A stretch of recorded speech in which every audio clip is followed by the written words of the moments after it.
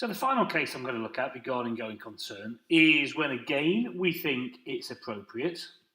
So it is a going concern, but we don't have any material uncertainty, but we do have what we call a close call doubt. So a close call doubt is when there's not material uncertainty, but we do have some doubts. The doubts just aren't material.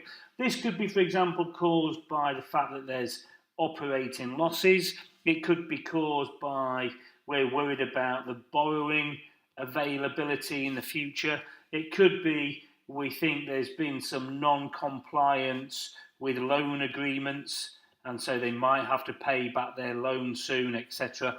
But they're not material doubts, they're just close call doubts. Because they're not material, how do we deal with them? Because if you remember, it's only bad materials emphasise knowledge only. And this is material uncertainty ongoing concern here, isn't it?